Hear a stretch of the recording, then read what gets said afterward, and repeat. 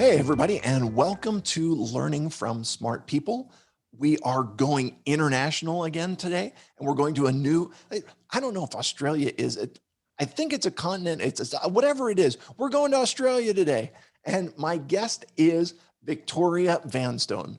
She lives on the Sunshine Coast of Australia with 3 uncontrollable brats, a scruffy dog, and a very patient husband. She's originally from the UK and has been writing about motherhood and her zigzaggy journey to sobriety for about 2 years.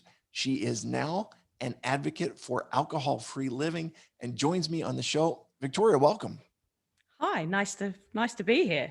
Yeah, listen, the fact that we talked a little bit earlier about the difference in weather between where you are and where I am. And you said that even in the wintertime, it only gets to be like it is in the summer here. You are living in God's country down in Australia. So Yeah, congratulations. thank you so much. It took me a while to get here, but I managed to find someone with the right visa, and here I am. Fantastic. And it's got to be a big change because Pittsburgh, we've got just miserable weather all winter long. And you're from England originally, which I'm assuming the weather there was England's not famous for having real good weather. No, not at all. I mean, there's one good day a year where you can try and plan to have a barbecue, but I mean, you'd end up cooking sausages in the rain, basically. Nice. That's the way it goes. I've got a friend who says that he can forecast weather more accurately than the weatherman simply by looking at when all of the church picnics are planned. And those are the days that you get to bad weather. Yeah, that's so true. So listen, I brought you on because I was really impressed with with your story and what's going on in your life. And I'll let you tell the story, okay? Because it starts with you and you're living your life, you're doing your thing, and then you end up pregnant and it goes from there. I'll leave you with that. Okay, so living my life and doing my thing basically for me meant binge drinking. Throughout my life, I had always had a massive binge drinking issue. Or I didn't really consider it an issue for a very long time, but I'd grown up in a very party family, a fun family that enjoyed a drink. And as a child, I never really saw the downfalls of alcohol usage. To me, it was always something I sort of aspired to, because I just saw it was how people fitted in and how people had a good time. So I never really considered the downfall of heavy drinking, which soaked into my personality as I grew. So in my teens and 20s and even in my 30s, I traveled the world, and wherever I went, whatever I did, I brought the party with me. It was just kind of in my persona to be the one that was making the fun. And at the time, I didn't really think it was a bad thing. I never considered it to be a problem. My drinking was clever in a way that it got absorbed into the crowd. It was kind of diluted by the masses, because I surrounded myself with people doing the same thing. So yeah, my drinking was never really a problem. The hangovers were, but they dried up by sort of happy hour on a Thursday, and I'd be out again and being the party girl. So it wasn't until I had children, Rob, that really I had to face the consequences of my drinking. Yeah, and that's really the interesting thing for me. You had something and you said, this is more important than what I've been doing. My sobriety is something that I need to have for my kids. And you've kind of that's what kind of gave you the impetus to make the change. Is that right?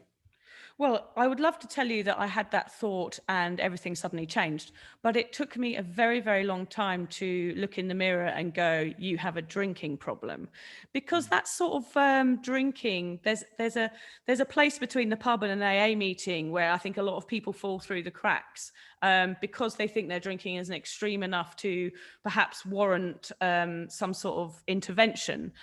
People expect you to be passed out in the gutter holding a bottle of Jack Daniels for you to be able to have help. But that's where I got lost. I got lost in this gap where I thought my drinking was causing problems, but I didn't think it was bad enough for me to be going to an AA meeting or being dragged off to rehab, which actually it wasn't. Luckily enough for me, it didn't go that far.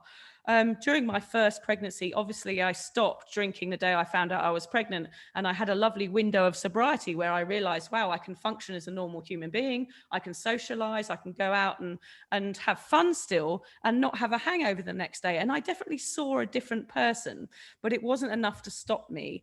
And obviously going from being a party girl to being a mum is a huge transition. And I found the early stages of motherhood really, really hard, as most mums do. Sure. The mundanity, changing nappies all day, going from being the one with the VIP passes to a nightclub, going to being the one, packing the washing machine. And, I found it really, really hard. And my release from that was to go out at the weekends, leave my husband at home with the baby and go wild. But that over a long period of time caught up with me, and my hangovers started to morph into something more sinister, I would say. The guilt of lying in bed all day with a terrible hangover, with a baby crying in the room beyond my bedroom, caused guilt and shame and huge anxiety to roll over my body each Sunday morning. And that is what got me questioning my alcohol, which I suppose you could say is why and how I became sober curious when I started questioning. So it was affecting my life in a negative way then. I'd never really had reason to question my drinking before the babies came along. Then luckily enough, I got pregnant again. I had another window of sobriety where I saw this person that I could possibly be. But 6 weeks after my second baby was born, I went out and got really drunk again. And that hangover was one hangover too many. I realized that I couldn't moderate. Every time I went out, I started with good intentions and ended up being, someone holding my ponytail while I regurgitated cheese and wine into the toilet. It wasn't a good look for a mum, but I couldn't see a life beyond alcohol. And that hangover for me was one too far. And I remember plodding into the lounge and saying to my husband, I can't do this anymore. Wow. And what was his reaction? I married someone who is non-judgmental. I mean, I pinned him down within 6 weeks of meeting him. We were engaged very early on in our meeting because I just knew he was a good man. And all he said was, I will walk this journey with you. Like, if this is what you want, then I'm here to support you. I mean, he was the one that saw the anxiety. He's the only person that witnessed the come down. He was the one handing me the paracetamol while I lied in bed, checking my pulse, wondering if I was going to die from a panic attack. So he knew that I was having issues, but neither of us really considered stopping drinking forever. It was never on my radar even then. I just knew that I needed to do something about it. Wow. Yeah. I mean, that's an amazing thing, an amazing testament to who he is, based on the fact that he's not like, it's about time you woke up to this. Like, I've been trying to, I've seen this for a long time, but he's willing to say, okay, if this is where you are, I'm willing to take the walk with you. That he's got to be a pretty cool guy. He's a cool guy. Yeah. His name's John. All right. Well, okay. Listen, here's what the situation is. You've come on to the Learning from Smart People podcast, which makes you a smart person. John, amazing. John is officially labeled as a cool guy. Like, you can let him know it's officially certified from an international expert, nonetheless. I think I win though. Being smart, I think, is probably better than being cool. So I can use that against him later. Absolutely. So when you make this decision, I'm assuming that it's not just a personal decision that this is what's good for me, but how does it help you as a parent now that you're living, an alcohol-free parent? I would assume it's got to be in some ways more difficult because those coping mechanisms aren't there and you don't have the escape. So what were the drawbacks and what were the benefits as you saw them? Well, the benefit was what I realized after I decided to take this path was that when I was hungover in my bedroom on a Sunday, I used to have to listen to my husband take the children, get them ready to go out to the park. When I'm there on my own feeling anxiety, my children aren't feeling love from me. So that was really a game changer, is that I realized that they are missing out on the love of their parent. And that was huge. So that's what led me to seek help and to address it. But then the other benefits, apart from them now being present every Sunday morning, there are so many I can't even tell you. Like I've started writing, my brain has started, the cogs inside my brain. I actually thought I started writing when I was pregnant, and I thought it was the hormones in my body were making me go, oh, I'm an artist and I can write and I can do pottery and all of these things. Right. But actually it was the alcohol that had drained off my body that was making me more creative. And that's one huge thing, the creativity from the lack of ethanol pumped through my veins. It's incredible. It's amazing. I had a guest on his episode aired a couple weeks ago. His name is Daniel Massimino, and he was talking about going through dealing with addiction, and he was doing alcohol and cocaine and some medications for anxiety and just you name it. And he said that when he came off of that, it took him a little while for his brain to learn how to function, but he found that his brain was far more functional after he came off all of that. But it took a little while to get used to it. Yeah. I'm assuming that's kind of what you're talking about a little bit. Yeah, it's exactly that. I mean, it's the feeling of a rebirth almost. Like I didn't know that I was such a functional person. I was just always hungover. If I wasn't hungover, I was recovering from a hangover, and then I was preparing for a night out. So it was all encompassing. My party lifestyle and my social life was everything. But now that's gone. So I've replaced it with much more positive things. I mean, I work out more, before being sober, I would have considered myself, the person who I am now, to be quite boring. But that's a whole nother journey, is having to redefine who I am. And sobriety is not 100% easy. I remember you saying, like with motherhood as well, it doesn't make me a perfect mum. I mean, I still scream at the kids and act like a lunatic at times. It doesn't make me perfect. Yeah. That's part of a mom's job, I think. And listen, we dads do the same thing occasionally as well. It happens. And listen, part of being an imperfect parent is to let my kids know that I don't have an expectation of perfection from them. I'm a flawed adult. You're a flawed child. I would like to give you guidance in how things work in the world, but as we go through this, listen, it's a growing experience for all of us, and I think that's really cool. But you were saying that it's morphed into this new thing. Here, let me just go back to something you talked about, though.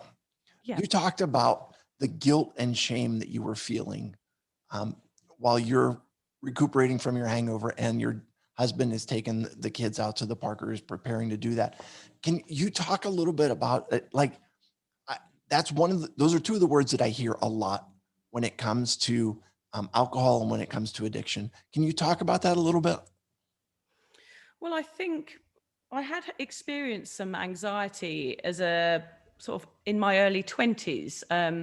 It was that age where you go a bit off the rails. And I had experienced a situation at school at a young age where I'd lost two of my best friends. Had decided it seems quite trivial, but at the time I lost my two best friends. They sort of walked away from me. And from that point, I went a bit off the rails, and I started recreational drug use, and I was pretty crazy, but I'd never really looked at the reasons why I went so off the rails until I had therapy for my drinking in my early 40s. And I think that had a lot to do with the anxiety that I experienced. For me, drinking was all about being accepted due to that situation as a young child. I was not only wanting to be accepted by my peers, but I wanted them to stay. So I was desperate to hang on to people and people to like me. And that's what my drinking was. And when I was hungover, there's a sort of emptiness that comes along with it. You feel like you've let everybody down. So therefore you feel like people don't like you anymore. You're not accepted. You've made a fool out of yourself. You're cringing. So it was all rolled up to all these past situations, which led to this huge feeling of loss and a hollowness within me, which I realized after 12 weeks of, ugly crying in a small office near where I live, that it was all related to things that had happened in the past. And that build up just got worse and worse and worse as I kept failing and kept being a bad mum. And I would sit there, and it was like, I can't really describe it to you, but it was like a wave a tidal wave of fear encompassing every pore in my body. And it was terrible. And I was scared of regressing in those moments, of being that scared 21-year-old that had to move home because her drug usage had got out of control. And that's how it felt. I felt scared of becoming that person again, because I actually didn't think I would survive it this time. And I was a Right. mum with 2 kids, and Sure. how I felt like, God, I'm actually going to die from this. I'm going to die of anxiety. It sounds extreme, but it was that bad. And that was caused by me pouring alcohol on my problems. And it was only when I saw outside of that I was able to find out my reasons why and fix it. Yeah. So this is really cool. And I'm seeing this whole thing come full circle, because I've had a couple different guests on that talk. Josh Smith is a friend of mine, and he talked about anxiety. And I had on Bonnie Artman Fox, and she talked about, I think the question was basically like, how did my family end up in my office place, or like, and how your upbringing has such an impact on the decisions that you make. But I want to also highlight something that you said, because I hadn't thought about drinking from this perspective. Okay. To me, when I'm looking at people and they're drinking a lot, they're getting drunk, many times it's a form of escape where they're trying to get away from problems. Your alcoholism was, or your drinking was more of a way of fitting in, and it was more of a social situation. Uh, that's got to be difficult, because in that way, it kind of becomes who you are and who people expect you to be. Well, exactly. It was the role that I carved out for myself for 26 years, Rob. It was who I was. So when that's all you know, and that's all everything around you is telling you to do. I mean, even with media and television, like with everything was pushing me in that one direction. It became my sort of deluded destiny to be a massive binge drinker. So then to consider a life without that was overwhelming. So that's when I went to therapy. I went in there with a thought that I would perhaps slow down, or that I could learn how to moderate. But that was a myth. I wasn't someone who was able to have 2 glasses of wine.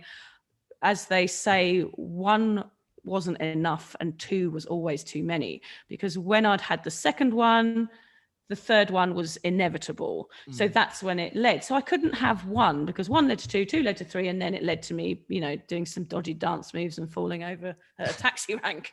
Right. So I was never in control of it. I realized, I mean, that took a long, long time. And that's where a lot of these people are getting lost. That's why many, especially mums that are going out on like big weekends, like in between looking after their children, and those, time for wine memes. It's also toxic, because in fact, we're drinking for a reason. It's not to escape, our world. It's to escape a lot of things. And it's not till you get to the nitty gritty and find out why you have the need to do that is the only way you can change. Okay. I just had like a mind blowing aha moment, and I need you to tell me whether I'm getting this finally. Okay. And that is, you have, you have moms who are going out for a weekend bender here and there. And then you have you who's decided this is not for me. In some ways, those moms, and I'm not trying, this is not judgmental in any way. Those moms are saying, I am this mom thing is keeping me from being who I really want to be. And um, you are saying, I've developed into someone that I never believed I could be, and that I didn't think I wanted to be as a result of what my decisions. Does that summing it up okay? That sums it up perfectly. I mean, that's why it takes so long, because that is the only person you know. I didn't know this version of me could possibly exist. Like, I didn't know I could be interviewed by somebody for, be considered smart. Is it incredible? I mean, somebody may have interviewed me on what good cocktails to make and what time all the local bars shut. But for this, like even things like this, I'm like, this is the person I've become. I'm not saying, it's not all unicorns and rainbows. Sobriety has its downsides as well, like learning to socialize, learning to dance, learning to, have intimate relationships. All of these things are a huge learning journey, but I'm appreciating it and I'm there to bear witness to these feelings rather than drown them out. Yeah. And the good news is that you don't have to find out from other people what exactly happened last night or where you were or whatever. So tell me about kind of things have opened up for you from a creative perspective, and you're doing writing. I was looking at your website and a couple of the, you've got some blog things going on. You're working on a book. Like, how does this all feel to you? And kind of, let me just, what is it that compels you to kind of share what's going on with you? Well, I started writing a diary pretty much the day I gave up drinking, because I'd been recommended to do it just because it was a good sort of therapeutic way of logging how I was feeling with the whole thing. And I've always been able to make people laugh through my writing. And I think it became actually a different way of being accepted, funnily enough. It was Okay. just a way that I could still perhaps make people laugh and perhaps make people happy instead of drinking. So that became kind of my outlet. And the reason I share my crazy kind of things that I got up to, and I'm very brutally honest on my blog, which can make me feel a bit overexposed at times and a bit judged, but I do it because I needed this when I needed to read my blog when I was struggling. And I just want people to know that if you feel like you have a problem, or even if you're questioning your alcohol intake, perhaps you do need help, and perhaps it is time to reach out. You don't need to feel guilty that your problem isn't extreme enough that you've lost everything. If you feel like your drinking is affecting your parenting or your life in any negative way whatsoever, you are worthy of help. It doesn't have to get to these rock bottoms like most people expect it to. You can reach out for help and try something new.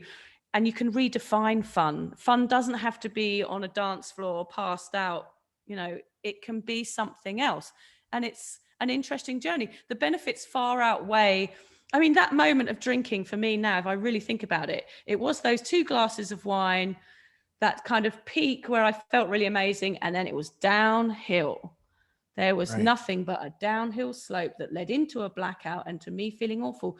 The highs were very, very short lived, but now Mm. I'm experiencing a different way of life. And it is so much better than that binge drinking party girl, I can tell you.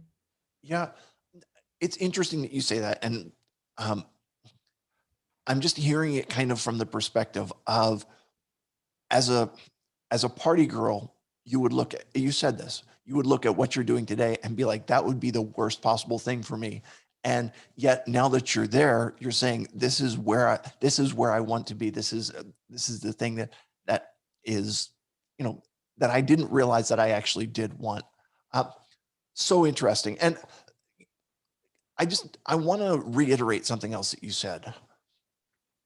There is this kind of stereotypical picture of someone with, as you said, a bottle of Jack Daniels passed out in the gutter, on the side of the road, or, uh, whatever that imagined picture is of, this is what someone with an alcohol problem looks like. And you're saying, you know what? That's, yes, obviously, that's someone that may have an alcohol problem, but just because you're not there doesn't mean that alcohol is not impacting your life. One of the other things that I read about that is it the Fizzy Water Express? Was that your Fizzy, expression that yeah, I'm a the, fizzy water warrior now. Yeah. yeah. So tell me a little bit about what that means. Well, it just means that you can replace that. You can still go out and drink and have a fizzy water. And actually, this night isn't that different. I mean, you just remember everything the next day. My jaw sometimes aches a bit from kind of smiling through, but it's just a learning curve. And what you learn is that there is a huge spectrum to alcoholism. It isn't this or that. There is this line where I realized that I fitted onto it somewhere, And wherever you fit on, there is no reason to have any shame, because I would say 50% of the world's population fit on it somewhere. There Sure. is, I don't know many people happy with their drinking habits. I mean, especially if you're like me, who could never have just one. Everybody's questioning, everybody's sober curious at some point in their lives, I think. So just learning and accepting and being more open about there being this spectrum and it not having to be that extreme is a step forward for society to recognize that. It doesn't Right. have to get to these awful points. You can get help before then. Fantastic. Listen, Victoria, you've just been so open and honest, and I really appreciate that. If people are looking to find out more about you, where can they find you on the web? What's the best way to hook up with you? My website is drunkmummysobermummy.com. You can follow me on Instagram at drunkmummysobermummy. And I run a Facebook group. We have a sober social network here on the sunny coast, but anyone can join it. We share lots of quotes and stories. That's the Sober Social for sober curious women. So it's really helpful to go on there if you need any advice or any advice on what literature to read or where to reach out for help. You can ask a question on there, and everybody's so lovely and friendly on there. So yeah, and hopefully I should have a book out by the end of the year. That's my plan, but we'll see how that goes. I've my diary that I was writing turned into a book. It's called 1,000 Wasted Sundays, and I hope to get that published by the end of the year. Fantastic. Good. Well, best of luck with that. That's a noble undertaking, and fantastic. I will put all of those links down in the show notes so that people can find you as easily as possible. We are now at a time for 3 questions to establish your humanity. Are you ready for this? I'm ready, I think. Okay. So you've got 3 kids. What is the last book that you read to them, or the last TV show or movie that you watched with them? Oh, I'll tell you what we watched last night is My Octopus. What is it? The story about the guy in Canada who makes friends with an octopus. My Octopus Story, I think it's called. It's on Netflix. We all watched it together. It's about a man who has depression. The kids were really into it. He has depression. He's a filmmaker. He gets stuck and doesn't know what to do. And he ends up going to film this one octopus in the ocean every day for a year. And it's this story of his relationship with this octopus. I mean, it sounds weird, but the cinematography, the colors and everything in this crazy ocean, I think it's in the Atlantic somewhere. Oh, it's just perfect. Wonderful. You've given us something to take a look for on Netflix. All right. This is a question. It was on my list, and I think it's more appropriate now than ever. Now that you are sober, what is it that you are most likely to sing on karaoke night? Oh gosh, that is a hard one. I mean, I'm always ready for the classics. I do love a bit of Bob Marley, so I'd probably sing Three Little Birds because that's one of my favorites. But I don't mind belting out a bit of Bon Jovi either. Nice. You can't go wrong with Bon Jovi. Living on a Prayer, it's got to be done. That's awesome. All right, last thing. You're from the UK. You're living in Australia. Tell me either one thing that you're missing as far as food from the UK, or one thing that you are eating in Australia and you think this is the bee's knees. How's that for my English English connection? Either what are you missing, or what are you experiencing that you're really enjoying? Culinary. Well, obviously, the first thing would have been a pub dinner, obviously back in the day. But now I don't really hang out in pubs very often. So, right. But yeah, I miss so many things about England. All those lovely traditions. I think it would have to be a roast dinner on a Sunday would be what I missed. Okay. Because here, you just don't sit down and have meals. It's all like Barbies outside, chuck a prawn on the Barbie, mate, and everything's much more casual. But so you don't have those lovely traditions like you do in England. Even a slice of Victoria sponge at a little local fete is something I would miss, bought off an old granny. I mean, that would be delicious. I mean, here you have lamingtons, which are covered in coconut. It's not quite the same thing. Got it. Well, it was a loaded question anyway, because I don't want to offend you at all with this, but the English aren't necessarily noted for their culinary expertise, right? Like, No, I mean, I was struggling there for a moment. I was thinking, right. yeah, there's a few things, but that's pretty much the only thing I've Like missed. you've got bangers and mash and you got fish and chips and like that's kind of where it is. And yeah, but thank you very much for sharing that. Victoria, you've been fantastic. I really appreciate you being with me and sharing your story. And I hope that it's something that's going to be beneficial for somebody out there. It's it's a very powerful story. And the fact that it's brought you to where you are today and the creativity that you are experiencing, the creativity that you're expressing, and the way that this has impacted your family. It's beautiful. So thanks for sharing that with us. To all my listeners, I appreciate you being here today. And I will remind you, as always, that when you stop learning, you stop living. Have a great day, everybody. Thanks, Rob.